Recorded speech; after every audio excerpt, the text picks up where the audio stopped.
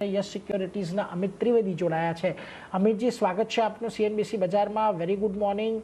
અને આજના દિવસે થોડુંક ટેક્સચર હવે એટલા માટે પણ આપણને નબળું રહેતું દેખાઈ રહ્યું છે કારણ કે જો આપણે જે છેલ્લા 2 અઠવાડિયાથી કે ઓલમોસ્ટ એપ્રિલ મહિનાના મિડથી જોઈ રહ્યા હતા કે 23,800 એક બહુ મજબૂત સપોર્ટ તરીકે કામ કરી રહ્યું હતું, આજે એનું બ્રેકડાઉન આવ્યું છે. હવે ફર્ધર તમને અહીંથી કેટલો ઘટાડો હજી અપેક્ષિત લાગી રહ્યો છે નિફ્ટીમાં, અને ખાસ કરીને તમને લાગે છે કે આજે જે એક્સપાયરી સ્પેસિફિક મૂવ છે એમાં કદાચ આપણને 23,700 રીગેઇન થતું દેખાય? જી બિલકુલ. Good morning. ઇન્ડેક્સની વાત કરીએ તો લાસ્ટ વીક ગુરુવારમાં આપણને જે ઉપરના લેવલ્સથી આપણને જે રિજેક્શન જોવા મળ્યા છે, એના પછી કંઈ ના કંઈ પર આપણે જોઈએ તો અંડરટોન થોડો નેગેટિવ રહ્યો છે, ઇન્ટરનલ બ્રેથ નેગેટિવ રહ્યું છે.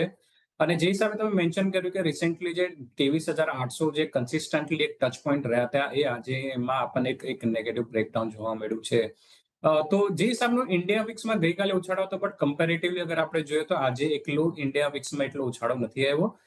સો અહીંયાથી મને એવું લાગ્યું છે, યસ નો ડાઉટ રેન્જ છે થોડી સ્લાઇટલી નીચેમાં શિફ્ટ થઈ છે, કારણ કે અગર આપણે ઓપ્શન્સ ડેટા જોઈએ તો ગઈકાલે જ ઇનફેક્ટ 24,000ના કોલમાં સારું એવું એડિશન જોવા મળ્યું હતું, અને ડાઉન સાઇડમાં જે કોન્સન્ટ્રેશન છે 23,500માં શિફ્ટ થયું છે. તો યસ નો ડાઉટ રેન્જ જે છે થોડી ડાઉન સાઇડમાં શિફ્ટ થઈ છે, બટ આઈ ફીલ કે મોરલેસ એક થોડીક એક્સપાયરીના હિસાબે વોલેટિલિટી રહેશે. બટ આઈ ફીલ કે એક ઇમિડિયેટ સપોર્ટ જે છે નિફ્ટીને 23,500 થી લઈને 23,600 ની વચ્ચે મળી શકે છે, અને એના પછી એક થોડીક માઇનર રિવાઇવલ ટુવર્ડ્સ 24,000 24,100 આવી શકે છે.